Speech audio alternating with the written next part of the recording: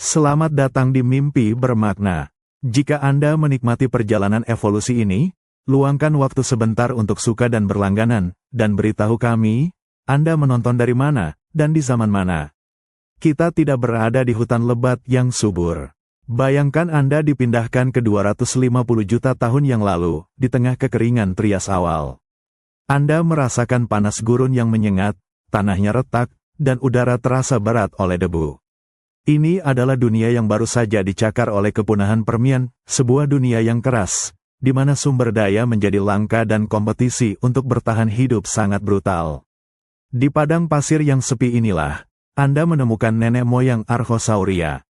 Mereka kecil, gesit, mirip kadal atau reptil bipedal sederhana, bersaing ketat untuk setiap serangga atau kadal kecil yang bergerak di bawah terik matahari. Tekanan untuk bertahan hidup sangat kejam. Di tanah, selalu ada pemangsa yang lebih besar, dan tempat berlindung serta makanan di kanopi atas sangat terbatas. Evolusi, dalam kebutuhannya yang tiada akhir, memberikan perintah yang jelas, naik.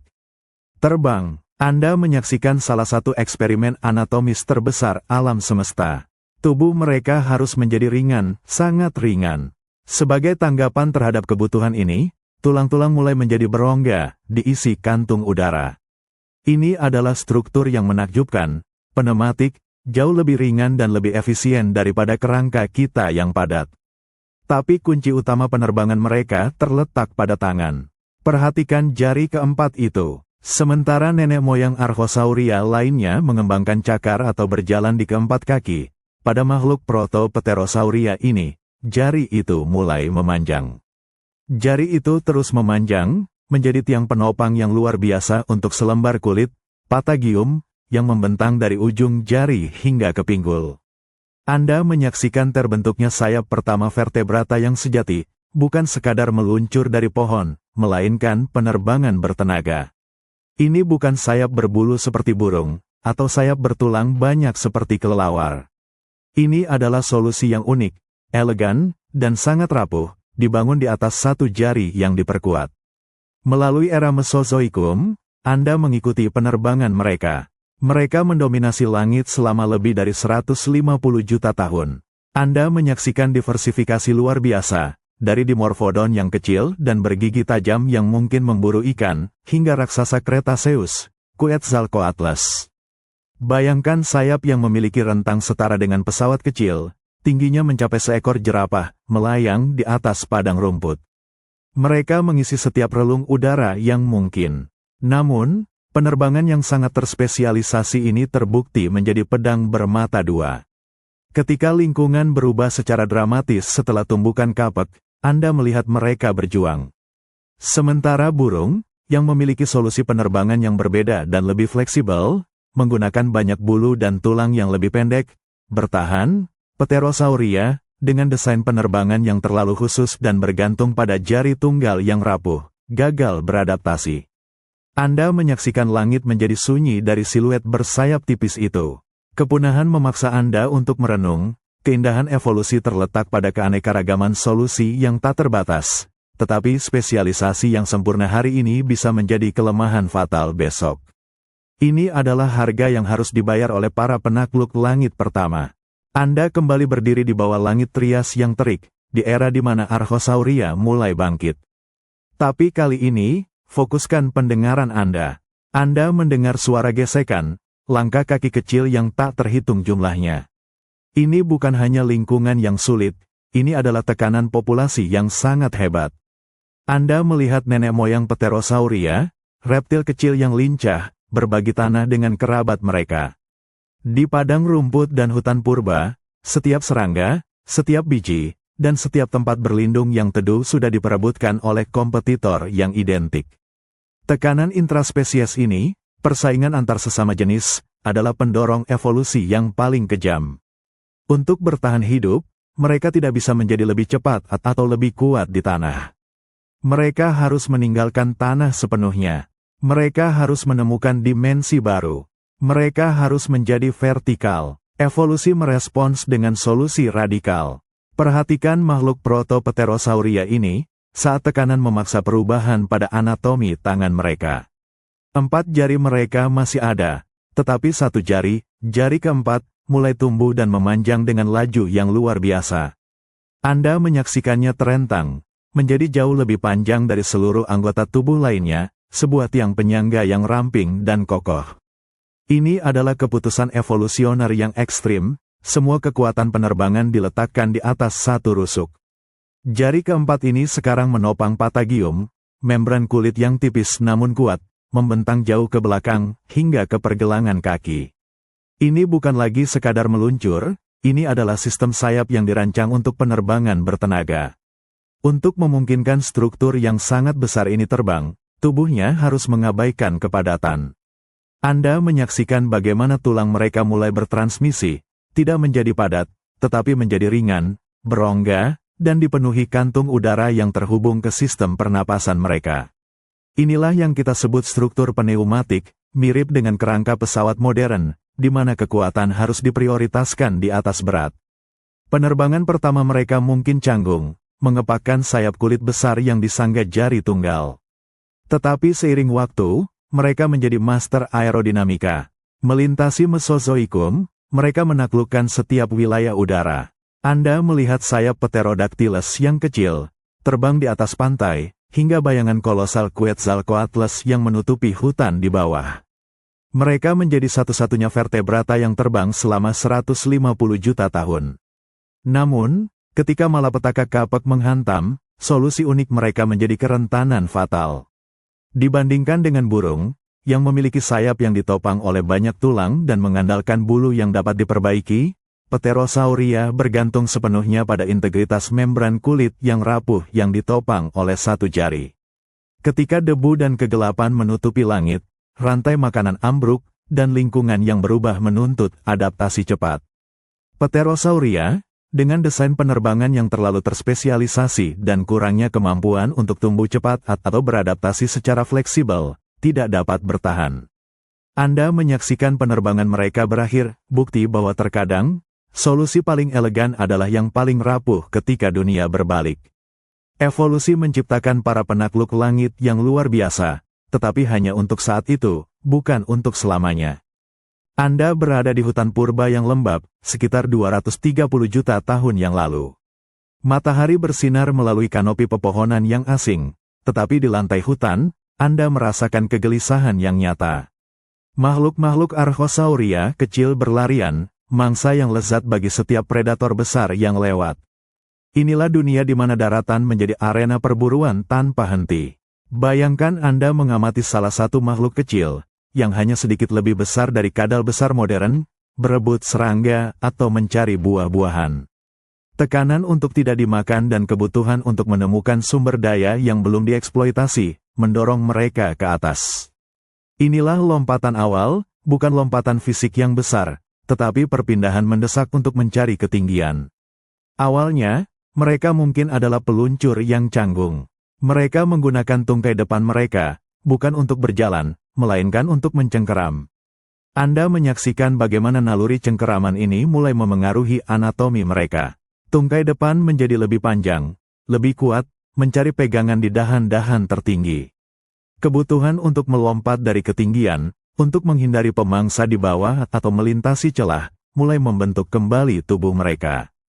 Perhatikan tangan mereka lagi. Ini adalah titik fokus dari seluruh transformasi. 4 jari mereka masih menjalankan fungsi reptil dasar, tetapi jari keempat, entah kenapa, didorong oleh tekanan evolusioner untuk berfungsi sebagai tiang utama. Anda melihatnya memanjang, tidak secara bertahap selama puluhan ribu tahun, tetapi diperkuat oleh seleksi alam yang kejam. Hanya individu dengan jari keempat yang lebih panjang dan kuatlah yang berhasil meluncur lebih jauh, menemukan makanan lebih banyak, dan menghindari pemangsa. Seiring jari keempat memanjang, kulit di antara jari dan tubuh, patagium, mulai menjadi lebih luas.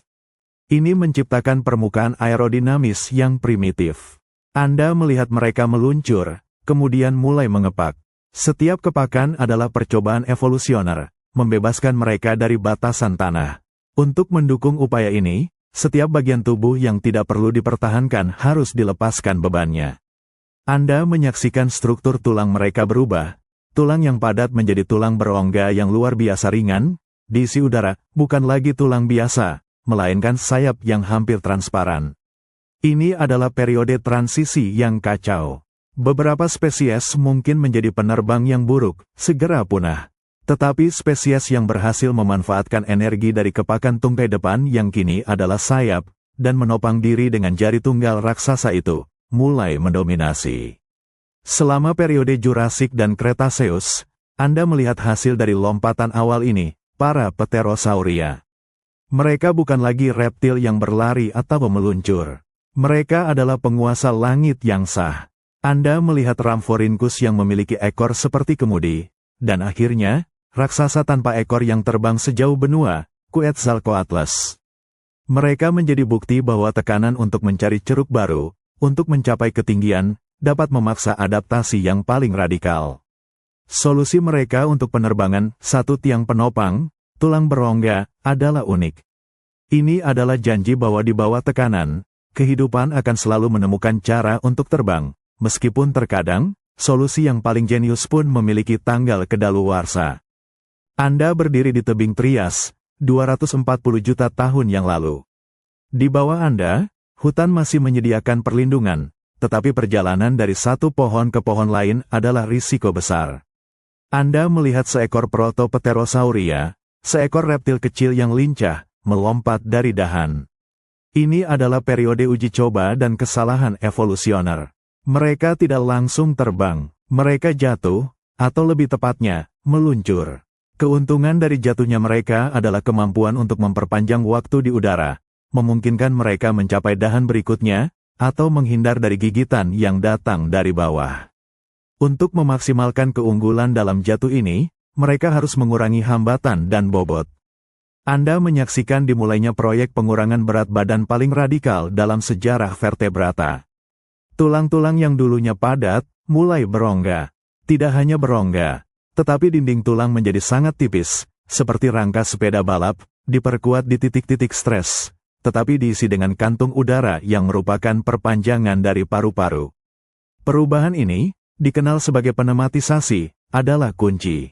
Jika mereka ingin menumbuhkan sayap raksasa yang disokong oleh jari keempat yang memanjang, kerangka mereka harus menjadi ringan secara eksponensial. Anda dapat membayangkan tulang-tulang ini, hampir seperti styrofoam struktural, ringan dan kaku. Setiap evolusi menuju tulang yang lebih ringan adalah keuntungan besar dalam seleksi alam. Individu yang memiliki tulang sedikit lebih berongga akan meluncur sedikit lebih jauh, bertahan sedikit lebih lama. Pada saat yang sama, lihat bagaimana jari keempat terus menjadi gila. Jari itu memanjang, dan kemudian diperkuat, menjadi senjata mekanik yang berfungsi sebagai spar utama sayap. Di bawah tekanan seleksi, kulit yang membentang dari jari ke tubuh, patagium, menjadi lebih dari sekadar selubung pasif. Ia menjadi membran hidup, penuh dengan serat otot dan pembuluh darah, yang memungkinkan Pterosauria untuk menyesuaikan bentuk sayap mereka saat terbang, sebuah sistem kontrol penerbangan yang rumit. Pikirkan tentang paradoks ini, untuk menaklukkan langit, mereka harus menyerahkan kepadatan struktural reptil darat. Mereka menukar perlindungan benturan dengan kemampuan mengangkat. Ketika Anda melangkah maju ke Jurasik, Anda tidak lagi melihat peluncur. Anda melihat penerbang yang mahir, yang telah menguasai udara. Mereka dapat lepas landas, terbang, dan mendarat. Evolusi telah berhasil. Namun, Anda juga melihat batas dari solusi ini. Ketika Pterosauria raksasa seperti Quetzalcoatlus muncul, meskipun mereka luar biasa, mereka tetap terikat pada desain bersayap tunggal dan kerangka pneumatik yang sangat spesifik. Mereka tidak bisa menjadi lebih berat tanpa jatuh. Keunggulan jatuh telah berubah menjadi penerbangan abadi, tetapi solusi unik ini menyiratkan kerentanan yang mendalam. Penerbangan mereka yang anggun dan ringan, sebuah keajaiban teknik biologis, adalah hasil dari jutaan tahun uji coba dan kesalahan yang didorong oleh kebutuhan mendesak untuk tidak terperangkap di tanah. Dan ketika ujian global datang dalam bentuk kepunahan massal, sistem yang terlalu ringan dan terlalu spesifik ini tidak mampu menahan tekanan. Mereka mengajarkan kita bahwa adaptasi yang sempurna selalu berisiko tinggi. Bayangkan Anda memegang tangan reptil Trias yang mungil. Anda merasakan 4 jari yang sama yang dimiliki oleh hampir semua vertebrata darat, jari-jari kecil, berfungsi untuk menggali, mencengkeram, atau berlari. Tapi pada Pterosauria, Anda menyaksikan sesuatu yang sama sekali berbeda, sebuah mutasi digital yang menjadi dasar dari penaklukan udara selama jutaan tahun. Lihatlah jari keempat itu. Sementara jari-jari lainnya tetap relatif normal, jari keempat ini didorong oleh seleksi alam menuju dimensi yang absurd. Ini bukan lagi jari, melainkan sebuah tiang yang ramping dan sangat panjang.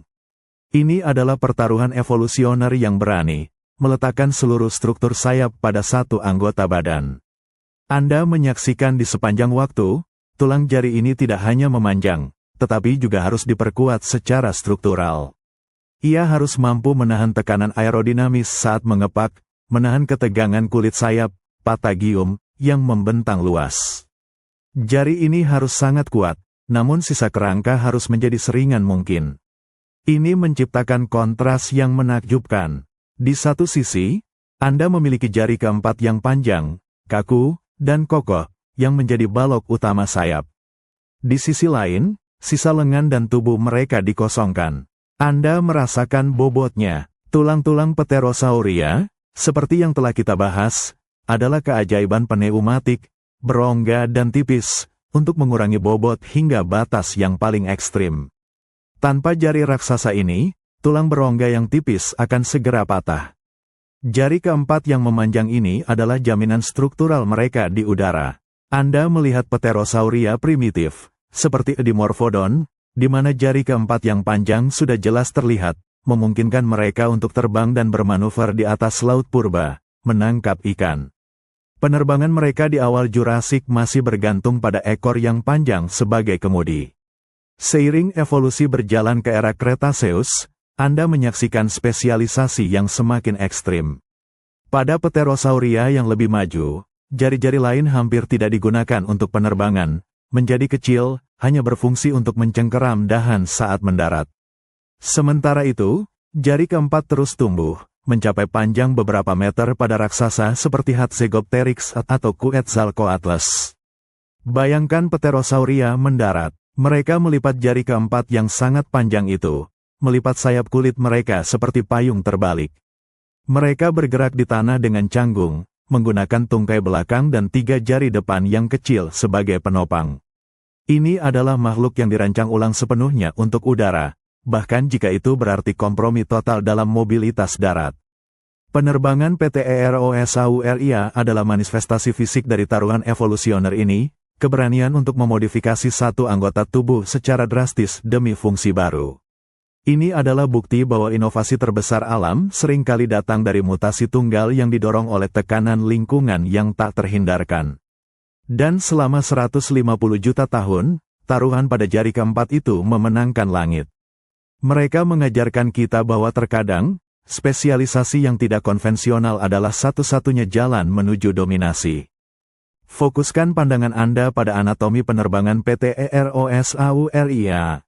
Ini bukan sekadar sayap, ini adalah sistem tuas dan kontrol yang sangat canggih, seluruhnya bergantung pada mekanika jari keempat. Ini adalah tuas penerbangan. Anda menyaksikan bagaimana tulang metakarpal, tulang tangan sebelum jari, menjadi panjang dan kokoh, menyediakan dasar yang kuat. Tapi perubahan sebenarnya terletak pada falang, atau tulang-tulang jari keempat itu sendiri. Tulang-tulang ini mengalami hipertrofi, pertumbuhan berlebihan, hingga mencapai beberapa kali lipat panjang seluruh anggota tubuh lainnya.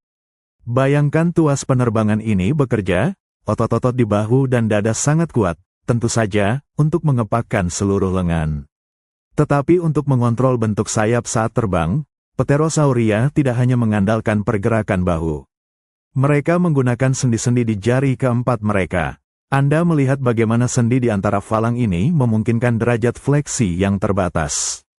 Ini adalah keindahan biomekanika. Saat Pterosauria bermanuver di udara, saat mereka berbelok tajam, atau menangkap arus udara termal, mereka dapat sedikit menekuk atau meluruskan falang keempat mereka. Perubahan kecil pada sudut jari ini secara dramatis memengaruhi ketegangan pada patagium, membran kulit yang menahan udara. Mereka mengontrol aerodinamika sayap mereka hampir secara real-time hanya dengan sedikit gerakan pada tulang jari yang memanjang ini.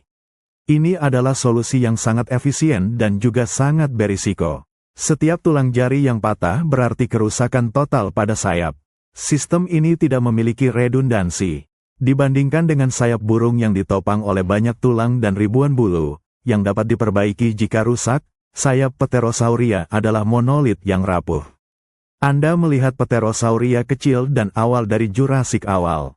Jari keempat mereka, meskipun panjang, masih memungkinkan mereka untuk merangkak dengan relatif lincah di tanah. Namun, seiring berjalannya waktu dan munculnya Pterosauria besar, seperti Asdarchidae, mereka menyempurnakan biomekanika ini hingga ke titik ekstrim. Jari keempat menjadi sangat panjang, dan mereka harus mengembangkan cara baru yang aneh untuk lepas landas. Mereka meluncurkan diri ke udara dengan menekan keempat tungkai mereka secara bersamaan. Kekuatan yang diperlukan untuk meluncurkan Quetzalcoatlus, makhluk seberat gajah kecil, ke udara, berasal dari kekuatan otot dada yang mentransfer dorongan melalui tulang lengan, dan akhirnya, tuas jari yang panjang. Penerbangan mereka adalah tontonan keahlian mekanis biologis, namun pada saat yang sama, ini adalah peringatan. Ketika krisis global melanda 66 juta tahun yang lalu, tekanan seleksi tiba-tiba menuntut kerangka yang lebih kuat dan adaptasi yang lebih cepat. Ketergantungan total pada satu tuas jari tunggal untuk menahan seluruh permukaan sayap terbukti menjadi hambatan yang tidak dapat mereka atasi. Anda melihat keindahan dan kerapuhan di udara, Pterosauria menunjukkan kepada kita batas antara desain biologis yang brilian dan batas fisik keberlangsungan hidup. Tuas penerbangan mereka membawa mereka ke ketinggian yang tak tertandingi, tetapi pada akhirnya, gagal mengamankan warisan mereka. Anda menyaksikan para Pterosauria, bukan saat mereka terbang tinggi, tetapi saat mereka dibangun. Anda berada di dalam laboratorium evolusi, di mana tantangan utamanya adalah mengatasi gravitasi. Jika ingin mendominasi langit, mereka tidak bisa hanya tumbuh sayap, mereka harus menjadi arsitek udara, membangun struktur internal yang hampir tidak berbobot. Lihatlah tulang-tulang mereka. Jika Anda memegang kerangka reptil darat normal dari Trias, Anda merasakan kepadatan tulang yang solid, penuh sumsum. Tetapi ketika Anda melihat tulang Pterosauria, Anda melihat revolusi teknik, tulang pneumatik. Pneumatisasi berarti tulang diisi dengan udara.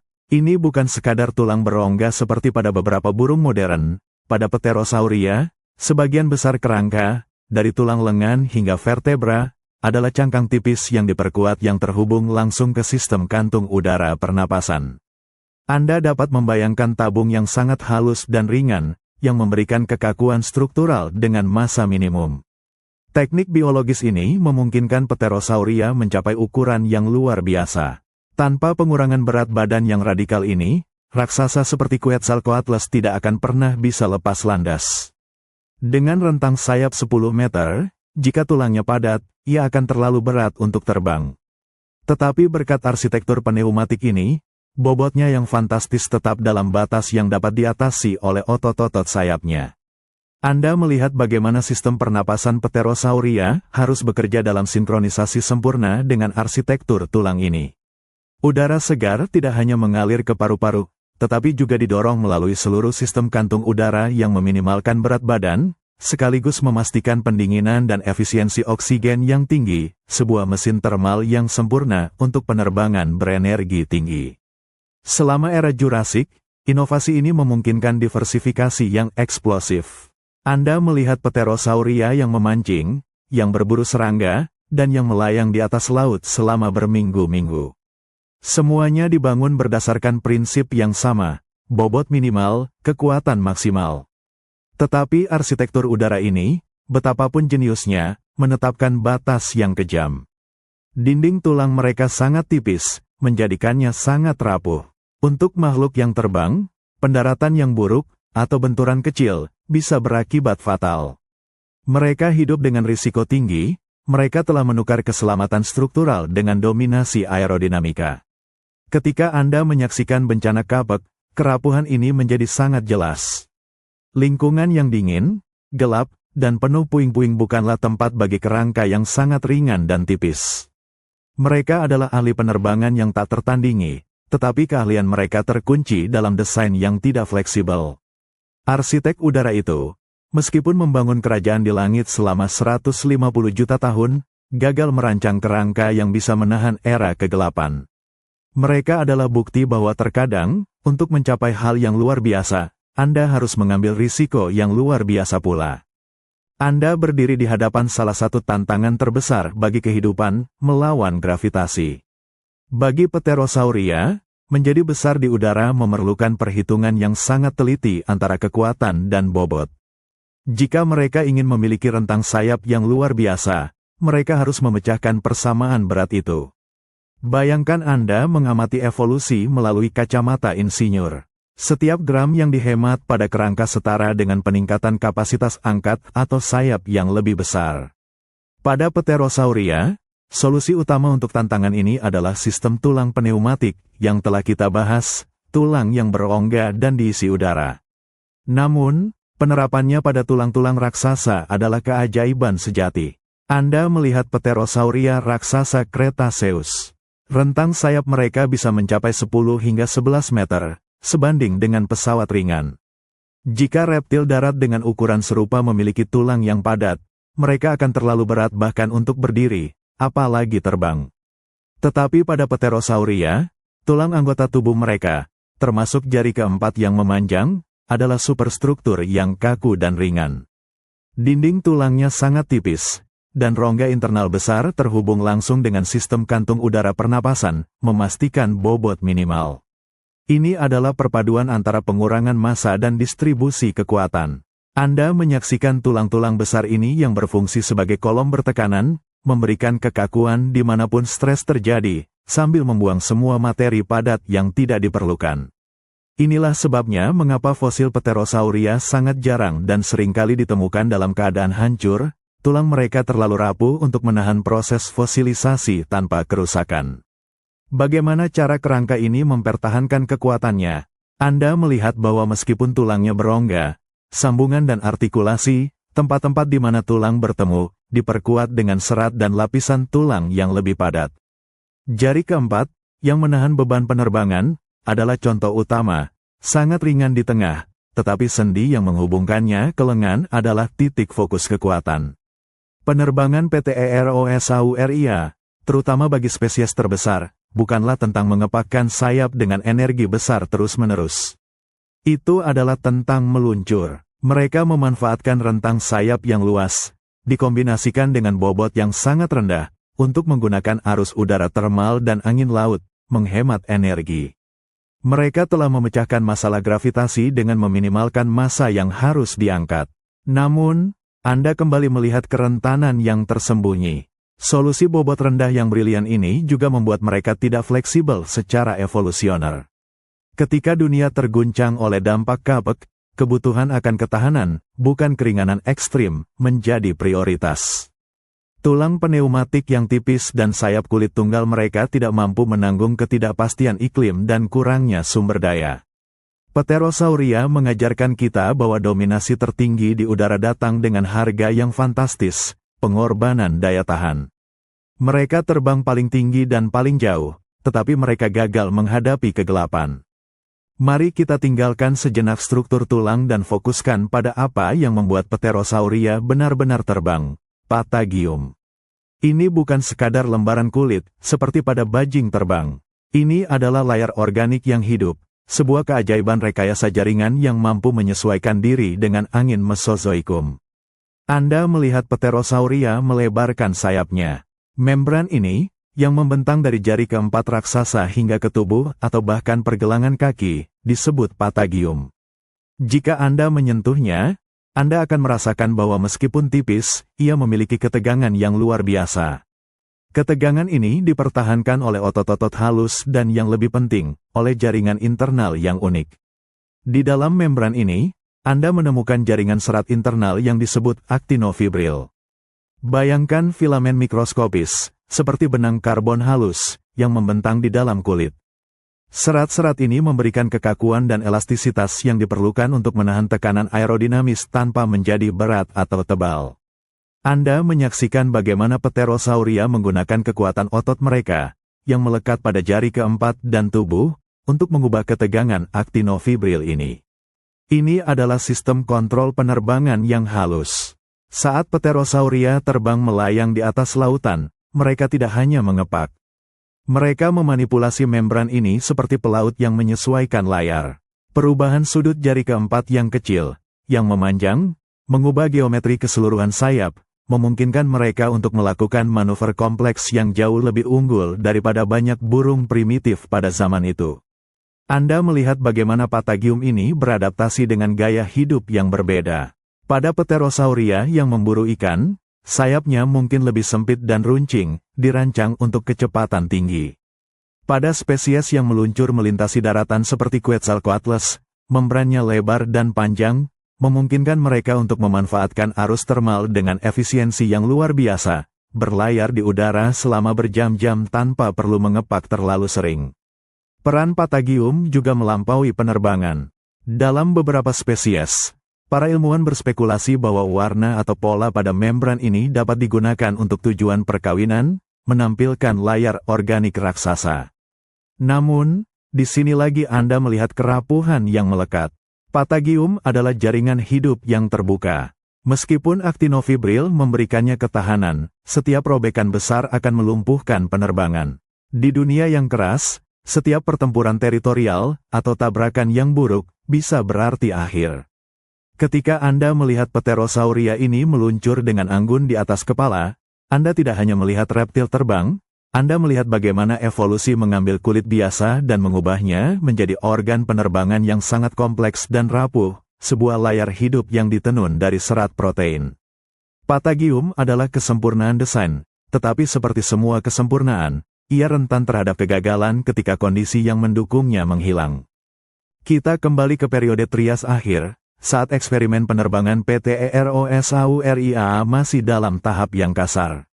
Anda berdiri di tepi jurang dan menyaksikan makhluk Archosauria kecil ini, yang baru saja mengembangkan jari keempat yang memanjang dan patagium tipis, bersiap untuk lepas landas. Ini adalah momen pukulan bertenaga pertama. Awalnya, penerbangan mereka adalah urusan yang canggung. Mereka harus mengatasi tantangan yang dihadapi oleh semua penerbang baru, bagaimana menghasilkan daya angkat yang cukup untuk melawan gravitasi dengan tubuh yang relatif berat, sebelum kerangka pneumatik menjadi sepenuhnya efisien. Anda melihat mereka melompat dari ketinggian, dan bukannya meluncur pasif, mereka mencoba mengepak. Ini bukanlah gerakan mengepak yang anggun seperti burung modern. Ini adalah pukulan yang kuat, didorong oleh otot dada yang mulai tumbuh, menarik tuas jari keempat ke bawah dan ke depan. Kekuatan ini harus cukup besar untuk mendorong seluruh massa tubuh ke udara. Anda dapat mendengar suara gesekan kulit sayap dan udara saat mereka berjuang untuk mendapatkan momentum. Pukulan bertenaga ini harus segera efisien.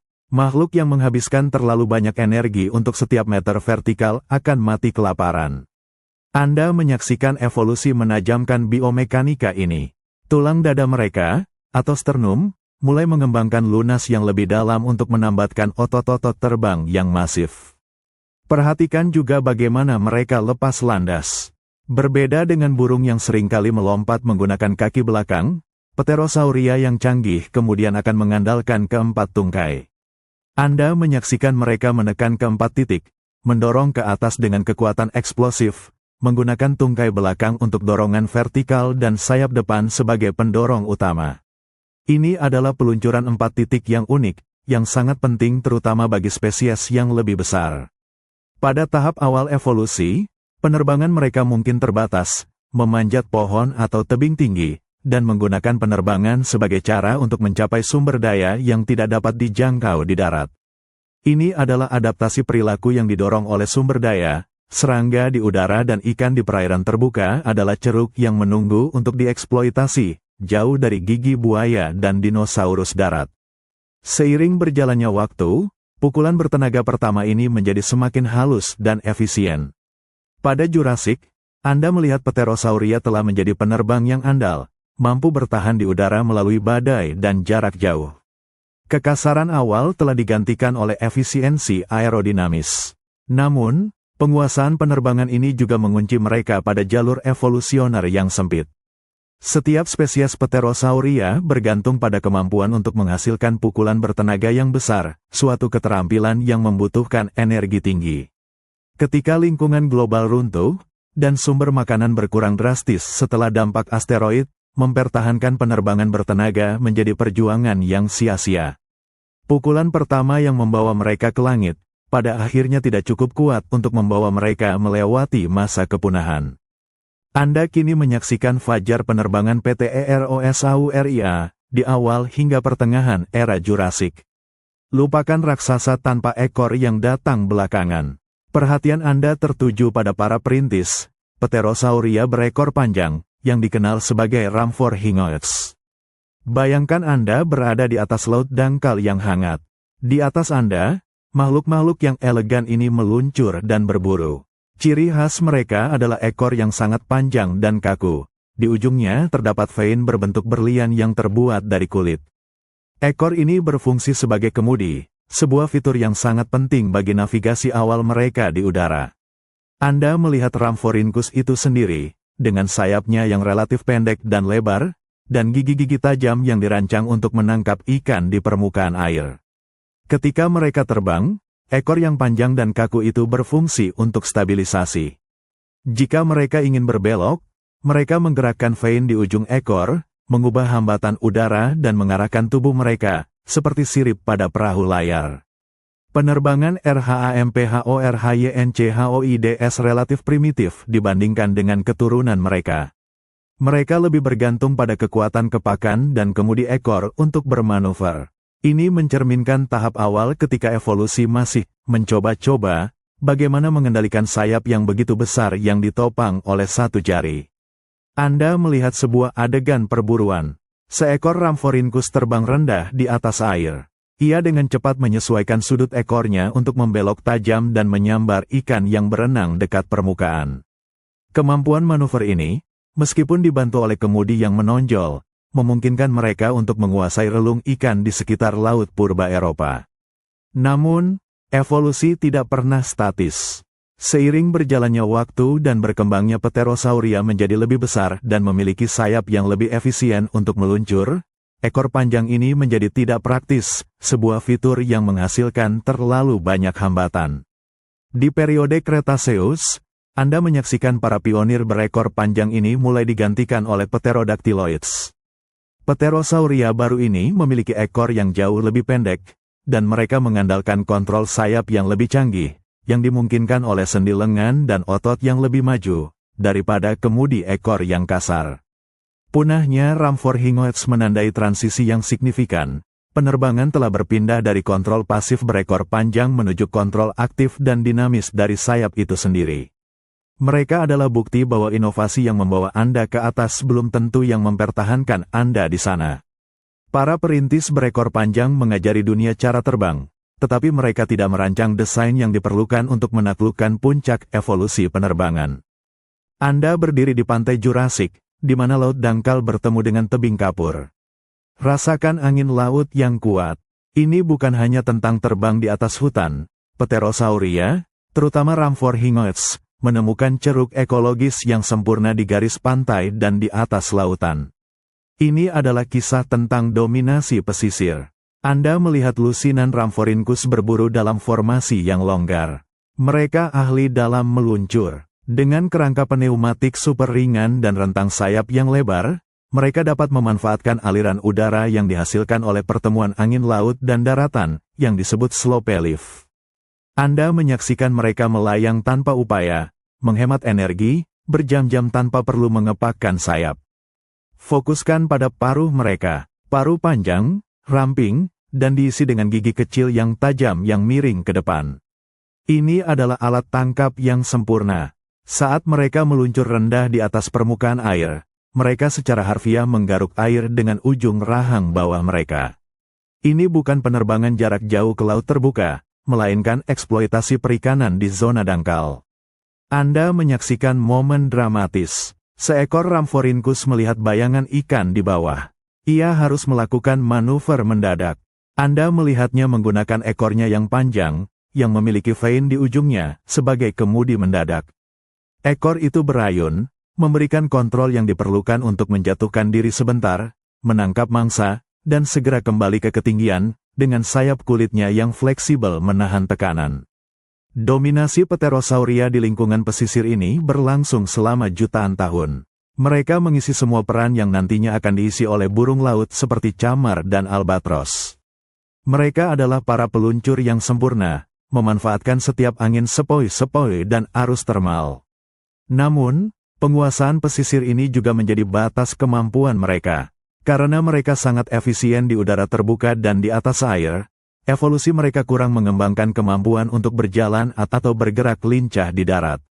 Di daratan, mereka canggung, bergerak dengan keempat tungkai yang dilipat, menunggu kesempatan untuk lepas landas lagi. Anda melihat bahwa ceruk yang mereka dominasi, langit dan perairan dangkal, mulai diperebutkan di periode Kretaseus. Burung-burung modern, yang berevolusi dari dinosaurus, mulai mengembangkan sayap yang lebih fleksibel dan, yang penting, lebih tahan banting, terutama dalam kondisi buruk. Rhamphorhynchoids, para perintis berekor panjang dan peluncur pesisir ini, perlahan-lahan surut. Mereka mengajarkan kita bahwa adaptasi yang sempurna pada kondisi tertentu, seperti meluncur di atas laut Jurassik yang stabil, dapat membuat spesies tersebut tidak berdaya ketika kondisi berubah. Dominasi mereka di garis pantai berakhir, meninggalkan warisan penerbangan kepada keturunan mereka yang lebih maju, Pterodactyloids, yang siap menghadapi tantangan terbang bebas di daratan. Anda berjalan ke era Jurassik, sekitar 180 juta tahun yang lalu. Rasakan udara di sekitar Anda. Ini adalah mesin rumah kaca, periode di mana iklim bumi hangat, stabil, dan jauh lebih lembab daripada Trias kering sebelumnya. Kehangatan global ini menjadi bahan bakar bagi diversifikasi dan ekspansi luar biasa dari Pterosauria. Bayangkan lautan dangkal yang luas dan hutan konifer yang subur. Kondisi stabil ini berarti kelimpahan serangga, ikan, dan mangsa kecil lainnya. Bagi Pterosauria, yang baru saja menyempurnakan penerbangan bersayap tunggal dan kerangka pneumatik mereka, ini adalah surga ekologis. Mereka tidak perlu menghadapi guncangan iklim yang ekstrim. Anda melihat bagaimana kehangatan membantu mereka secara fisik. Sebagai reptil yang cenderung ektotermik, walaupun ada perdebatan tentang endotermi Pterosauria, suhu tinggi yang stabil membantu menjaga metabolisme tinggi yang diperlukan untuk penerbangan bertenaga. Tidak ada dingin yang menghambat penerbangan mereka, udara yang tebal dan hangat memberikan daya angkat yang melimpah. Pada periode Jurassik ini, Anda menyaksikan ledakan bentuk Pterosauria. Di garis pantai, Anda melihat Rhamphorhynchoids yang berekor panjang, berburu ikan dengan gigi mereka yang tajam. Di daratan, Anda melihat Pterosauria yang lebih kecil, seperti Anurognathidae, yang mengembangkan paruh pendek untuk memburu serangga dengan lincah, mirip kelelawar malam ini. Evolusi didorong oleh ruang kosong, dan di Jurassik, langit Mesozoikum adalah kanvas raksasa yang belum terisi. Stabilitas iklim memungkinkan spesialisasi berkembang. Mereka dapat berevolusi menjadi bentuk sayap yang sangat terspesialisasi, sayap pendek untuk penerbangan cepat, sayap lebar untuk meluncur, karena mereka tahu bahwa kondisi cuaca tidak akan berubah drastis dari tahun ke tahun. Anda menyaksikan puncak dari evolusi yang didorong oleh lingkungan rumah kaca, munculnya Pterodactyloids dengan ekor pendek dan kontrol penerbangan yang superior.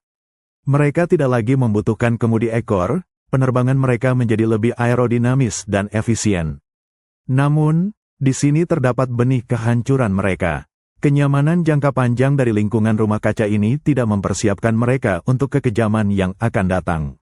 Spesialisasi yang mendalam, yang didorong oleh sumber daya yang melimpah, mengunci mereka pada solusi penerbangan yang sangat rapuh.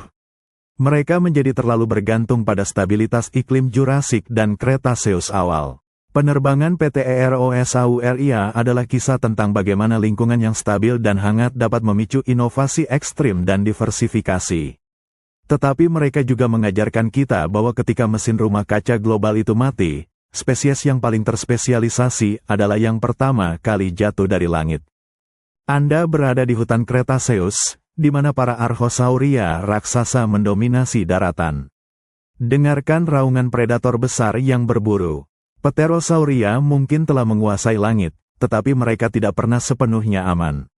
Kehadiran predator darat yang mengancam adalah pendorong utama, perlombaan senjata yang memaksa Pterosauria ke ketinggian yang semakin besar. Pikirkan kembali pada nenek moyang mereka yang kecil di Trias. Mereka mulai terbang karena ancaman predasi dari bawah sangat intens. Setiap meter vertikal yang mereka dapatkan adalah meter yang menyelamatkan hidup. Tekanan ini tidak pernah hilang, sebaliknya, predator darat juga berevolusi. Anda menyaksikan bagaimana dinosaurus teropoda, seperti Tyrannosaurus dan kerabatnya, semakin besar dan cerdas. Meskipun mereka tidak bisa terbang, mereka dapat menyerang Pterosauria saat mereka mendarat untuk minum, bertelur, atau mencari makan di darat. Tekanan ini memberikan hadiah evolusioner bagi Pterosauria yang mampu menghabiskan lebih banyak waktu di udara, atau yang menjadi terlalu besar untuk diburu dengan mudah di darat. Inilah mengapa Anda melihat Pterosauria berevolusi menuju gigantisme, terutama di akhir Cretaceous. Quetzalcoatlus, yang terbesar, memiliki tinggi yang luar biasa saat berdiri. Sulit bagi predator darat manapun untuk mencapai mereka. Ukuran raksasa ini adalah strategi pertahanan. Mereka lepas landas dengan dorongan 4 titik yang kuat, mencapai ketinggian di mana mereka tidak perlu khawatir tentang apapun di bawah mereka. Pada saat yang sama, spesies yang lebih kecil menjadi sangat terspesialisasi dalam penerbangan jarak jauh dan meluncur. Mereka harus dapat melarikan diri dengan cepat jika predator mendeteksi mereka di pantai atau di dahan pohon. Anda melihat bahwa gaya hidup ini juga memengaruhi cara Pterosauria melahirkan. Mereka tidak bisa membawa banyak telur dengan kerangka pneumatik super ringan mereka. Mereka harus menghasilkan sedikit keturunan yang dapat tumbuh cepat, atau bertelur di lokasi yang sangat terpencil dan aman, seperti tebing terjal. Ironisnya, saat Pterosauria mencapai puncak dominasi aerodinamis, menjadi yang terbesar dan terberat yang pernah terbang, mereka juga menjadi semakin bergantung pada keselamatan ketinggian. Mereka telah memenangkan perlombaan senjata melawan predator darat dengan secara harfiah melarikan diri ke langit. Namun, perlombaan senjata ini tidak pernah benar-benar menyiapkan mereka untuk musuh yang tak terlihat. Ketika meteorit menghantam, bukan gigitan T-Rex yang membunuh mereka, melainkan kegelapan global dan perubahan iklim. Spesialisasi mereka untuk melarikan diri secara vertikal tidak memberikan perlindungan ketika seluruh planet menjadi ancaman. Mereka telah mengatasi predator fisik di tanah, hanya untuk dikalahkan oleh perubahan lingkungan yang tak terhindarkan. Kembali ke langit Jurassik, kita fokus pada Rhamphorhynchoids, para Pterosauria berekor panjang. Mereka adalah master stabilisasi, tetapi stabilitas ini datang dengan harga yang mahal. Anda akan menyaksikan harga stabilitas yang dibayar oleh desain penerbangan awal mereka. Anda melihat siluet Rhamphorhynchus yang khas, dengan ekor panjang yang diakhiri oleh sirip kulit berbentuk berlian. Fungsi utama ekor ini adalah sebagai penyeimbang dan kemudi. Pada kecepatan rendah, ekor yang panjang dan kaku, disokong oleh tendon yang mengikat vertebra, memberikan stabilitas yang sangat baik. Ini membantu mereka menjaga keseimbangan, terutama saat bermanuver di dekat air untuk mencari ikan. Namun, di udara, Anda melihat masalahnya. Ekor yang panjang itu menciptakan hambatan yang signifikan, atau drag. Hambatan ini mengurangi kecepatan dan efisiensi jelajah mereka. Pikirkan ekor itu sebagai jangkar aerodinamis. Meskipun ia mencegah mereka berputar-putar tak terkendali, ia juga membatasi potensi kecepatan dan jangkauan mereka. Saat Anda membandingkan Pterosauria ini dengan sepupu mereka yang kemudian, Pterodactyloids berekor pendek, Anda melihat kontras yang tajam. Pterodactyloids mengorbankan stabilitas pasif ekor panjang demi aerodinamika yang superior. Mereka belajar mengendalikan penerbangan sepenuhnya melalui sayap dan sendi lengan yang fleksibel.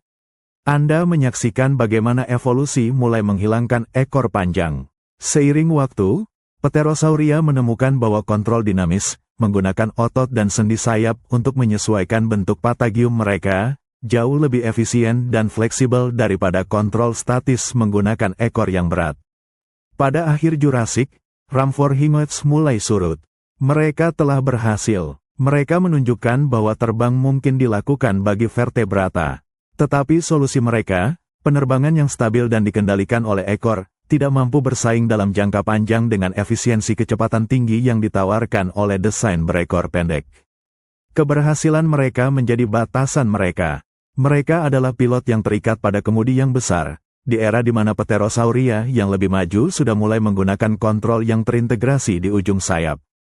Kisah Rhamphorhynchoids adalah pelajaran tentang evolusi, solusi awal yang berhasil selalu digantikan oleh solusi yang lebih efisien dan adaptif. Stabilitas mereka menjamin kelangsungan hidup awal, tetapi efisiensi adalah yang memenangkan dominasi jangka panjang di udara Mesozoikum yang semakin kompetitif. Anda bergerak cepat ke Jurassik akhir, menyaksikan pergantian kekuasaan di udara. Para Rhamphorhynchoids berekor panjang mulai menghilang, digantikan oleh bentuk yang jauh lebih efisien, Pterodactyloids. Ini adalah revolusi berekor pendek. Bayangkan Pterodactyloid pertama yang Anda lihat. Perbedaan yang paling mencolok adalah ekornya, hampir tidak ada, sangat pendek, dan tidak kaku. Mereka telah membuang kemudi aerodinamis yang canggung demi kecepatan dan kelincahan yang superior. Bagaimana mereka menstabilkan penerbangan tanpa ekor panjang? Evolusi memaksa mereka untuk mengandalkan kontrol yang lebih canggih, terintegrasi pada sayap itu sendiri. Anda melihat peningkatan pada tulang lengan bawah, humerus, dan tulang metakarpal. Otot-otot yang mengendalikan sayap, terutama yang melekat pada jari keempat yang memanjang, menjadi lebih kuat dan lebih presisi. Mereka mengontrol tegangan patagium dengan jauh lebih baik, mengubah bentuk sayap secara dinamis untuk berbelok, menukik, dan meluncur. Revolusi berekor pendek membuka jalan bagi variasi bentuk yang luar biasa. Anda melihat Pterodactylus yang kecil, gesit, dengan tengkorak besar, menggunakan sayap pendek untuk penerbangan yang cepat dan berenergi. Di Cretaceous, Anda melihat Pteranodon tanpa gigi, dengan jambul kepala raksasa, yang menggunakan jambul itu mungkin sebagai penyeimbang atau sebagai sinyal kawin, meluncur di atas lautan selama berminggu-minggu. Kelincahan aerodinamis ini memungkinkan mereka untuk mendominasi ceruk baru, termasuk penerbangan di daratan yang kompleks, memburu mangsa di lingkungan yang ramai. Ini adalah penerbangan yang lebih menantang tetapi menawarkan imbalan yang lebih besar, efisiensi dan jangkauan yang lebih jauh. Anda menyaksikan puncak dari revolusi ini pada Asdarchidae, keluarga yang mencakup Quetzalcoatlus. Makhluk-makhluk ini mengambil desain berekor pendek dan mengembangkannya hingga skala raksasa. Mereka memiliki rasio aspek sayap yang sangat tinggi, sayap panjang dan sempit, sempurna untuk meluncur. Ketika mereka berdiri, Anda melihat kepala dan leher mereka yang panjang menjulang tinggi, dan ekor mereka hampir tidak ada. Mereka telah sepenuhnya menaklukkan udara. Penerbangan mereka adalah hasil dari evolusi yang meninggalkan keamanan stabilitas pasif Rhamphorhynchoids demi risiko kelincahan dan kecepatan. Namun, seperti yang selalu terjadi, keberhasilan ini tidak abadi. Meskipun Pterodactyloids secara aerodinamis lebih unggul, mereka tetap terikat pada desain bersayap tunggal dan tulang pneumatik. Ketika bencana global menghantam, kelincahan mereka tidak cukup. Mereka terlalu besar, terlalu terspesialisasi, dan terlalu bergantung pada kondisi stabil Cretaceous.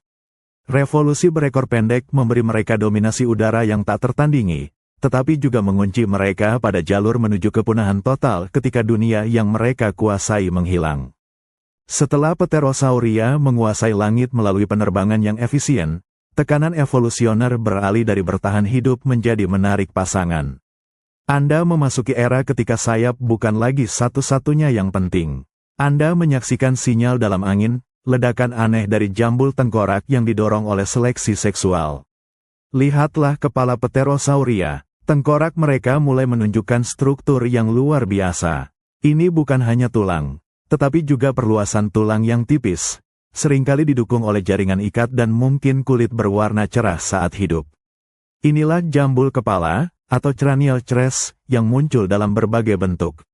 Pada Pteranodon, jambul ini melengkung ke belakang, terkadang lebih besar daripada sisa tengkorak. Pada Tapejara, jambulnya tampak seperti layar besar dan tegak lurus, menantang gravitasi dan aerodinamika. Anda mengamati bahwa dalam banyak kasus, jambul ini jauh lebih besar pada jantan dewasa, menunjukkan bahwa fungsinya utamanya adalah untuk seleksi seksual dan persaingan. Bayangkan seekor Pterosauria jantan meluncur di atas koloni bersarang. Jambulnya yang besar dan mencolok berfungsi sebagai papan reklame yang menyatakan, "Saya sehat, saya memiliki sumber daya, dan saya mampu menanggung biaya aerodinamika dari ornamen yang tidak perlu ini." Jambul besar adalah beban, ia menambah hambatan di udara. Makhluk yang dapat terbang secara efisien meskipun membawa ornamen sebesar itu pasti merupakan spesimen yang unggul. Anda menyaksikan pertunjukan dramatis. Pterosauria menggunakan jambul ini untuk memamerkan diri. Mereka mungkin terbang dengan pola tertentu atau berjemur di bawah sinar matahari untuk menonjolkan warna jambul. Persaingan untuk betina seringkali memicu pertempuran udara, meskipun jambul itu sendiri rapuh. Namun, selain fungsi pajangan, jambul ini juga mungkin memiliki peran sekunder. Pada beberapa spesies, jambul yang berongga mungkin membantu dalam termoregulasi, mengatur suhu tubuh, di bawah matahari Mesozoikum yang terik. Pada Pteranodon, para ilmuwan berspekulasi bahwa jambul yang besar dan berat di bagian belakang tengkorak juga berfungsi sebagai penyeimbang yang cerdas, membantu menstabilkan moncong mereka yang panjang dan ringan saat mereka menangkap ikan. Anda menyadari bahwa evolusi, setelah memecahkan masalah penerbangan, segera beralih ke masalah reproduksi. Pterosauria tidak hanya harus hidup, mereka harus tampil. Ledakan jambul ini terjadi di era ketika Pterosauria merasa paling aman di langit. Mereka memiliki waktu dan sumber daya untuk mengembangkan fitur yang tidak esensial untuk bertahan hidup tetapi penting untuk kawin. Namun, ornamen-ornamen ini, yang merupakan sinyal kemakmuran dan kesehatan, juga menjadi pengingat tentang desain mereka yang sangat spesialis. Ketika dunia berubah, setiap gram ekstra dan hambatan aerodinamis menjadi beban yang tidak dapat mereka tanggung. Mereka berhasil memenangkan permainan perkawinan, tetapi alam kemudian mengubah aturannya. Anda menyaksikan ritual pacaran di langit Cretaceous. Di sini, di ketinggian, di mana energi yang dibutuhkan untuk terbang sangat besar, Pterosauria jantan harus membuktikan dominasi dan vitalitas mereka melalui display dan dominasi yang memakan energi.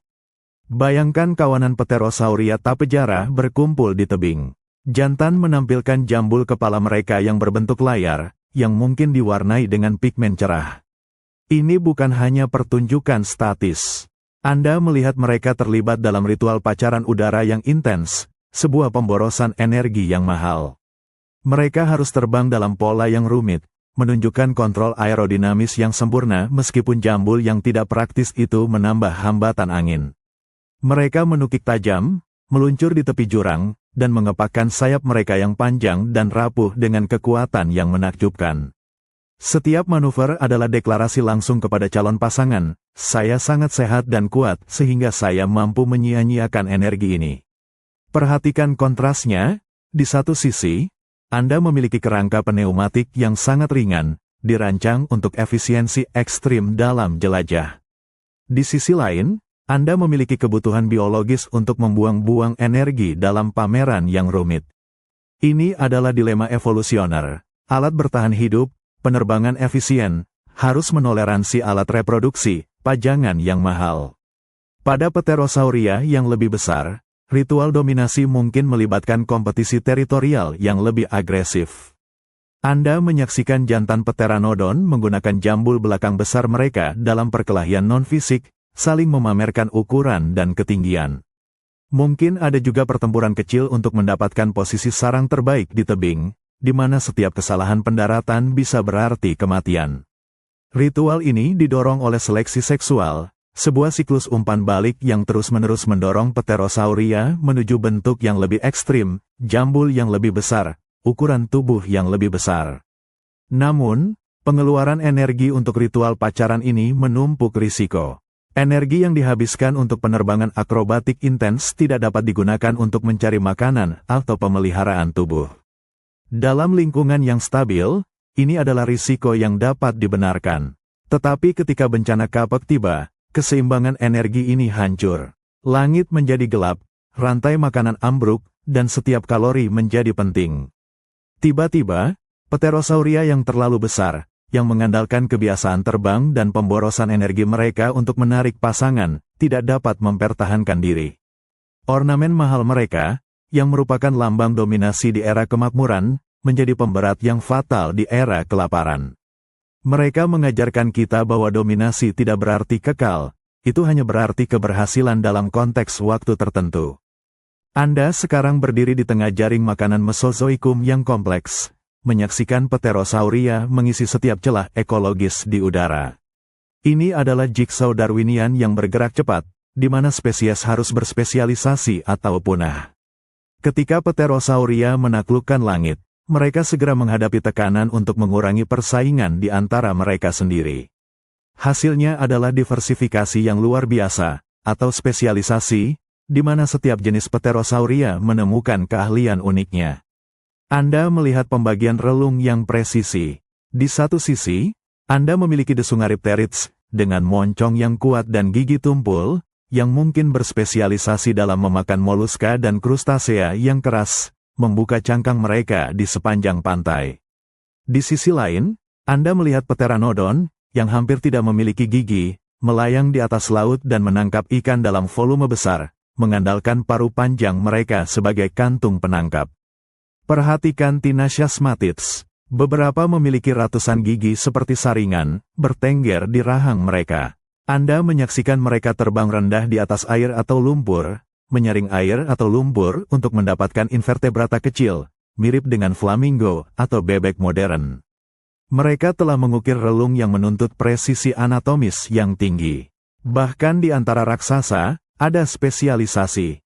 Quetzalcoatlus, dengan lehernya yang sangat panjang dan kaki yang kuat, diduga adalah pemangsa terestrial.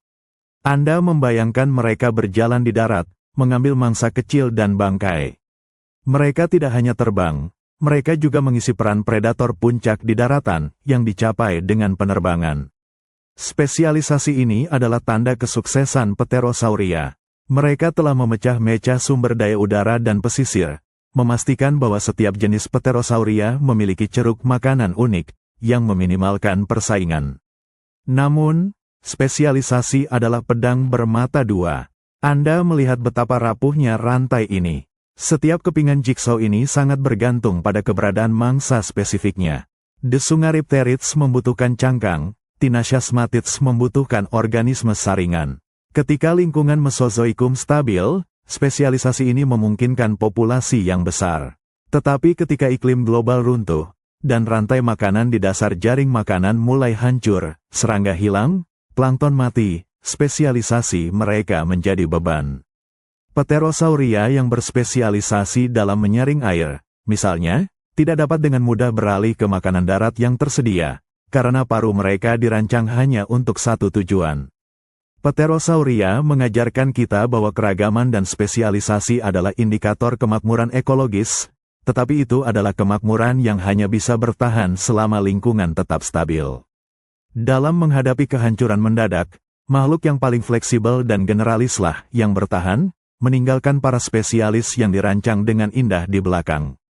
Anda menyelam lebih dalam ke keragaman makanan Pterosauria Cretaceous. Di sini, di antara kanopi dan lautan, mereka bukan lagi hanya pemakan serangga atau ikan. Anda menyaksikan evolusi menuju keajaiban tak bergigi, di mana mereka mengadopsi cara makan yang jauh lebih spesialis. Perhatikan Pteranodon yang agung. Mereka sebagian besar telah kehilangan gigi. Sebagai gantinya, paruh mereka yang panjang dan tajam berfungsi untuk menangkap ikan secara efisien di laut terbuka. Hilangnya gigi adalah adaptasi untuk mengurangi bobot kepala. Setiap gram di kepala memiliki biaya besar untuk penerbangan. Mereka menunjukkan bahwa di udara, kesederhanaan seringkali adalah kunci. Namun, Anda juga melihat spesialisasi yang lebih aneh. Lihatlah Tapejaridae, sekelompok Pterosauria dengan jambul besar. Bukti fosil menunjukkan bahwa beberapa dari mereka mungkin adalah frugivora, pemakan buah. Anda membayangkan makhluk ini melayang di antara pohon-pohon yang berbunga dan berbuah, menggunakan paruh mereka yang kuat dan tumpul untuk memetik makanan nabati. Ini menunjukkan bahwa Pterosauria telah menembus relung makanan darat yang didominasi dinosaurus. Yang paling menakjubkan adalah filter feeder. Amati Pterosauria seperti Gnatosaurus. Moncong mereka lebar dan pipih, dengan deretan gigi halus dan padat yang tak terhitung jumlahnya yang berfungsi seperti saringan atau sisir. Anda melihat mereka berjalan di perairan dangkal, atau terbang rendah, menyaring invertebrata kecil, plankton, dan partikel makanan dari air atau lumpur, mirip dengan bebek atau paus balin hari ini. Spesialisasi ini adalah puncak dari dominasi mereka. Pterosauria telah mengamankan relung dari ketinggian udara hingga ke permukaan air dan lumpur. Mereka telah menemukan cara untuk mendapatkan makanan dari hampir semua lapisan ekologis. Namun, kembali ke pertanyaan tentang daya tahan. Semua keajaiban tak bergigi ini, atau paru yang disaring, adalah solusi spesifik untuk sumber daya yang spesifik. Ketika tabir debu kapek menyelimuti bumi, menghalangi fotosintesis, rantai makanan dari bawah ke atas runtuh. Plankton dan tumbuhan mati. Filter feeder yang bergantung pada kelimpahan partikel air tidak dapat menemukan makanan. Frugivora tidak memiliki buah. Pemakan ikan menghadapi lautan yang kosong. Pterosauria berekor pendek dan raksasa ini, dengan desain kepala mereka yang sangat terspesialisasi, tidak dapat dengan mudah beralih ke diet baru, seperti biji-bijian atau bangkai yang ditemukan oleh burung yang lebih fleksibel. Mereka telah menjadi begitu mahir dalam apa yang mereka lakukan, sehingga mereka tidak tahu bagaimana bertahan ketika tugas itu berubah. Mereka mengajarkan kita bahwa adaptasi yang paling menakjubkan pun dapat menjadi hukuman mati.